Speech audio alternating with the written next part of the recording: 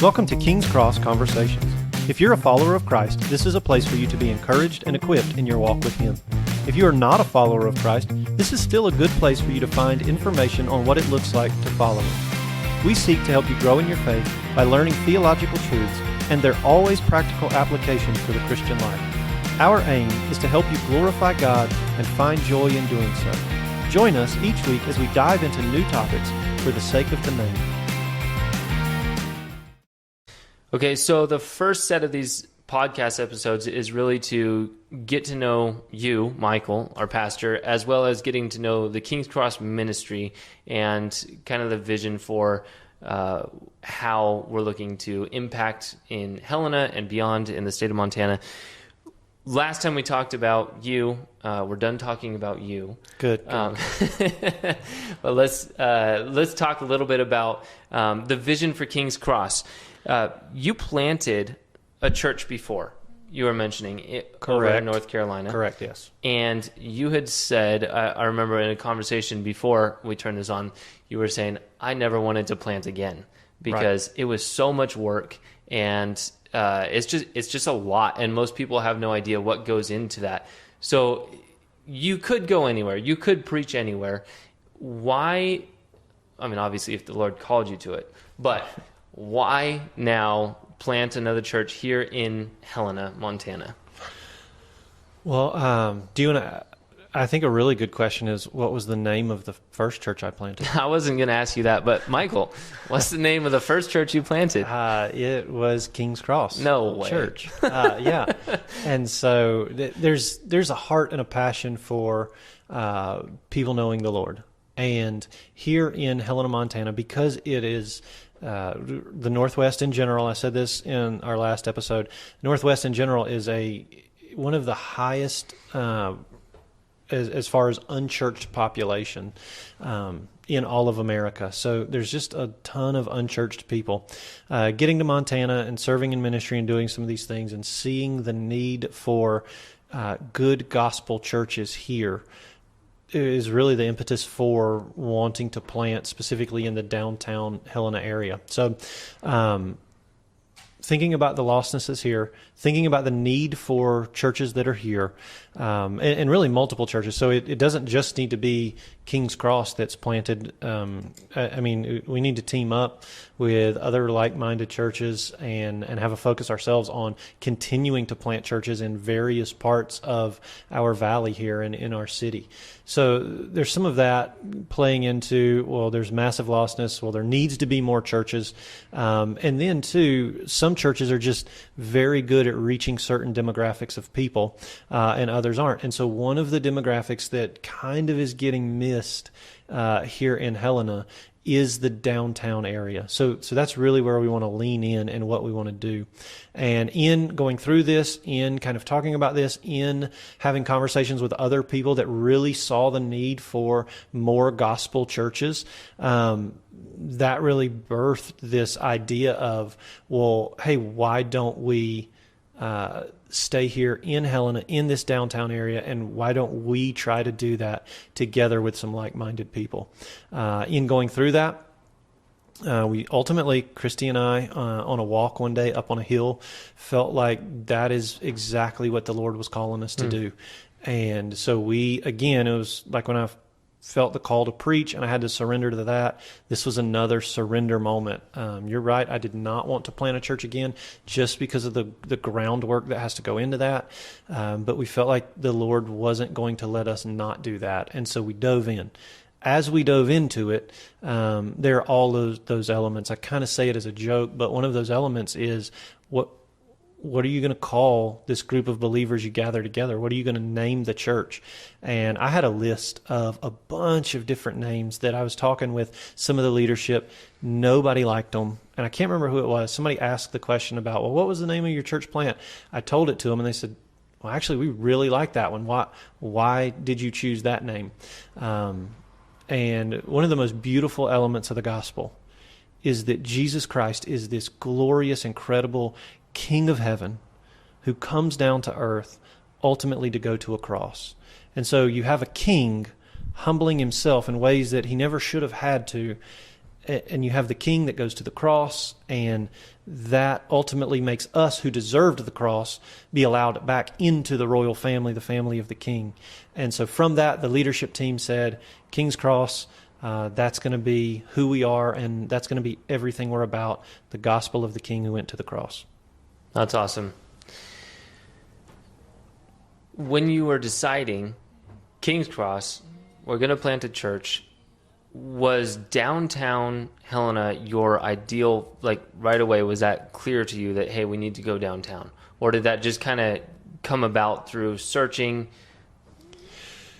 Yeah, there's so many things, man. If we got to plan everything out, so much of the time I think we'd be so far away from what the Lord has us to do and has us called to do. And so I could have come up with probably a list of really good, really strategic ideas and areas and places that might have been easier to plant a church and at least get it off the ground. Downtown was always in the back of my mind. There needs to be good gospel churches downtown. Wasn't thinking that I was going to be the one to do that. And then in the process of, okay, well, if we're planning a church, we have to have a place to meet, which is one of the neatest stories. But it was in that search for somewhere to meet that, honestly, the first building that came available that would fit the needs that we had ended up being right smack dab in one of the coolest parts of downtown. That's awesome. When you found that building, you said it was the first one that really met the needs of the people. How did this, like, when you started meeting, the space that we're in right now is relatively big, right, and is fitting the needs. When you're saying that, it sounds like it's fitting the needs right now, but also the needs of the future of expansion and growth. What do you have in mind for that? How do you see, the next year or 2 years of impact here and the growth? Yeah, so I didn't want to meet anywhere that couldn't hold at least 100 to 200 people just initially. One of the things, sometimes a lot of churches actually have great stuff set up, and really the only thing handicapping them from growing any further is just the size of their space. So I knew I wanted to start off being able to at least seat between 100 and 200 people. And so there weren't a lot of meeting spaces that could handle that, just kind of open on Sunday mornings. So that was one of the elements. And then when we found this one, it had potential not only to meet our needs now, but that next 2 to 3 years of what we would love to see the Lord do. And so your question on what do we see that looking like? Ultimately, man, I would love to see, and what I'm asking the Lord to do and what I believe He's called us to, is to see a church here in the downtown area that really impacts this area, the people that live in and around downtown, in a way that sees numbers of lost people come to faith in Jesus, end up getting plugged into a church and then serving. So I am completely expecting and praying for and working toward and trying to lead the team toward what does it look like to prepare this church with leadership, staff, and structure, and plans, ministry plans, all of those things. What does it look like to prepare us to reach 300 people within the next 3 years? And the spot we're in now, we could potentially do that and still even be in one service, which is a really neat thing. As part of that 2 to 3 year plan would be then even kind of rehabbing some of the space that we're in so that we could utilize it for some other things. There's a lot of opportunity for some of the business professionals here in downtown that are really gifted in some areas. The Lord's just gifted some people really well in leadership and communication ability. So we want to utilize the space we're in as well to take some of those folks and then train them what it looks like to serve at high levels and high capacities in their church, but then also take that into the community. It sounds like you were raised in a church that had a heart for empowering men to go out and do likewise, right? To do ministry. That's how you were kind of encouraged. You said you had your first sermon, or you delivered your first sermon at 16 years old. Is that what you're talking about with empowering people and some of those communication and leadership abilities, is that something that you're looking to kind of replicate to a degree, maybe not exactly, but do some of that discipleship and raising younger people out through King's Cross? Yeah, so I honestly think probably this can be maybe we'll do a whole episode then on the men's discipleship, but that's one of the elements that we would love to see. There's just in the American church in general, there is a lack of qualified leaders being raised up and taking responsibility for the gospel of the kingdom to move forward. And that was one of the things that my church was passionate about was, hey, let's take some of these young men that feel like the Lord is working in their heart and let's push them. One of the things that a lot of preachers will say now is, in a lack of guys being called into pastoral ministry, they say, hey, we're not doing a good job of calling out the called. So we need to call out the called. We need to give them opportunity. We need to give them space. We need to give them training so that hopefully they can be equipped to enter into some serious ministry. So I would say that's one of our primary goals for King's Cross Church. Yes, it's to be a church in downtown that seeks to honor and glorify the Lord and see people come to faith in Him. But if we're only focused on the ministry of King's Cross and nothing outside of ourselves, I think we fail. I think one of the passions and heartbeats I have for King's Cross is for the people of King's Cross to think about beyond King's Cross. What does it look like for King's Cross to raise up people and send them out? To raise up men and women and missionaries, families to say, hey, you've spent some time with us, you've been discipled with us. Maybe we're going to send you to a whole other country to continue to carry out the gospel of the kingdom. Maybe we're going to send you just across town to plant another church for the sake of the name, for the glory of the King. So that is one of the heartbeats, is to see people trained, equipped, raised up, sent out for the benefit of the kingdom at large. That's awesome. You made a comment in our previous episode that you were raised in a small town. Did you go to a small church? It sounded like it was a little bit of a bigger church, maybe compared to what we're used to up here in Montana. Yes. So when I started going and came to faith, there were maybe 200 to 300 people at the church that I attended, which honestly was a large church for that area of North Carolina as well. But there can be some larger churches typically in the South. The kind of average church in America is around 65 people in attendance. So this one was already larger than that. Here in Montana, it's even different. A lot of our churches here in Montana are going to have 30 people in them, 35 people in them tops, and that's sort of just a standard, like, that's okay, and they're doing great. Well, growing up, I watched that church that I was at go from between 200 and 300 to probably just shy of somewhere around 2,000 people. And so being trained in ministry in that environment, I feel like the Lord really cultivated in me this passion and this desire to say, not necessarily to focus on church growth, but to focus on kingdom growth. Hey, are there lost people around us? Yes.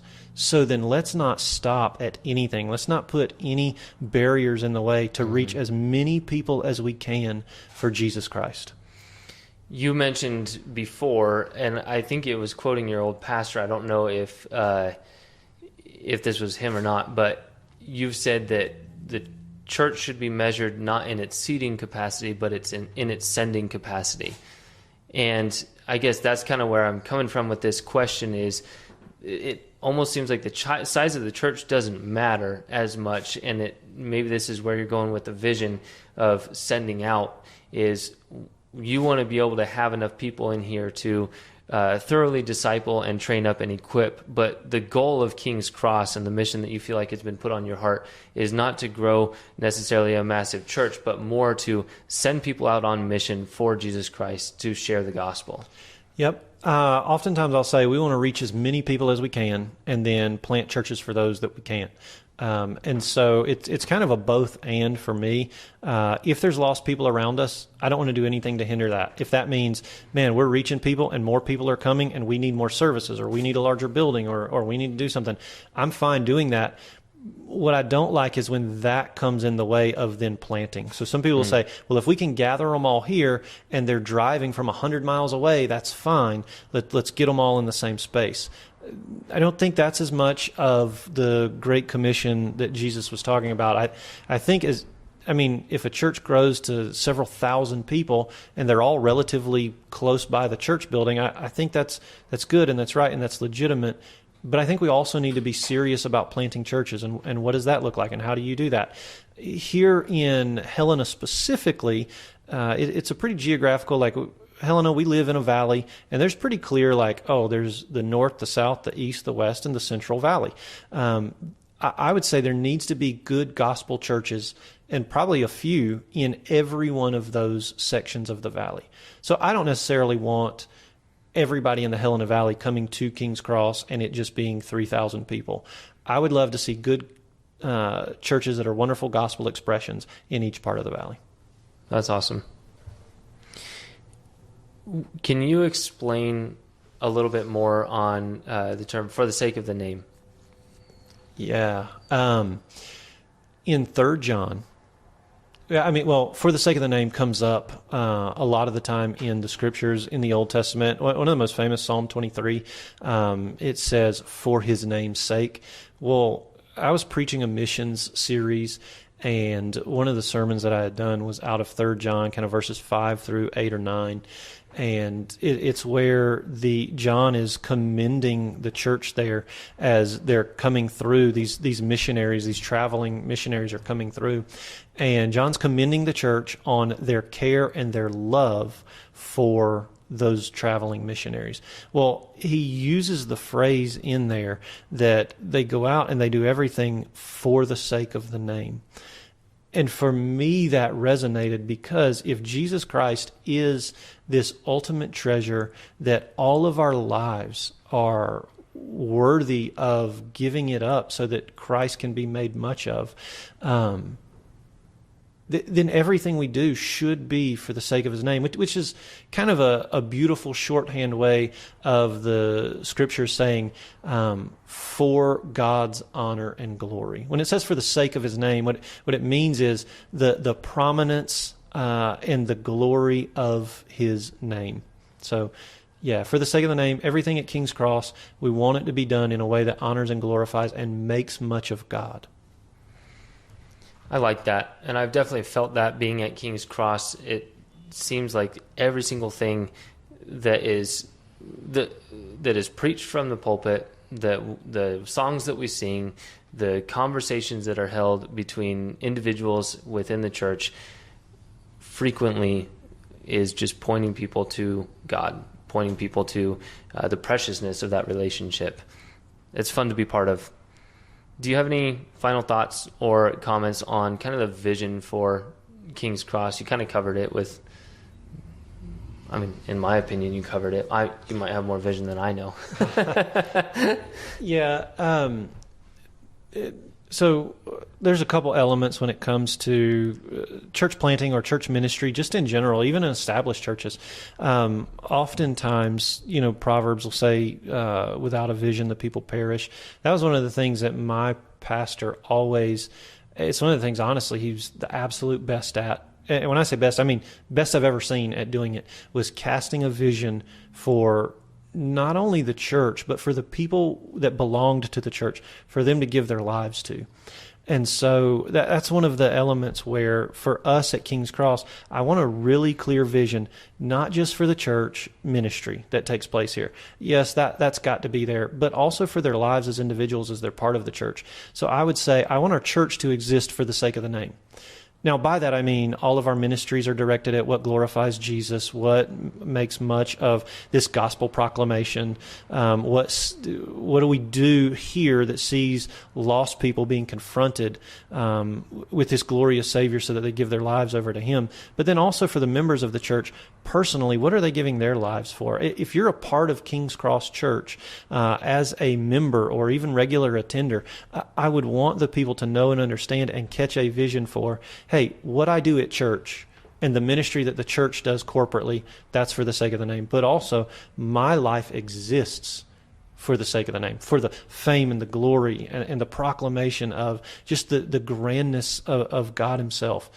And so in everything that we do, we want to order our ministries that way, but we want to train and disciple our people to live in ways that think far less about ourselves and far more about the individual call that God would put on all of our lives. And so in the midst of that, we will do some things here. The way that we do our services is very important. The way that we do any of our outreach will be very important. It will be geared specifically to how do we make much of the name of Jesus.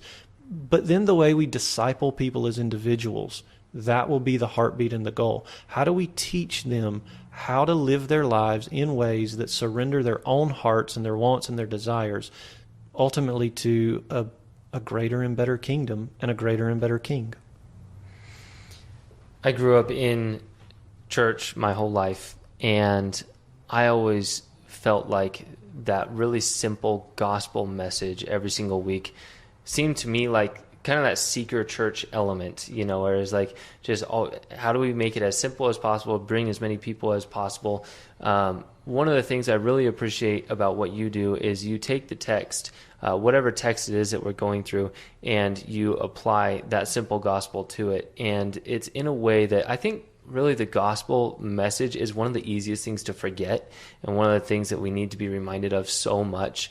And just to help point us to the beauty of that relationship.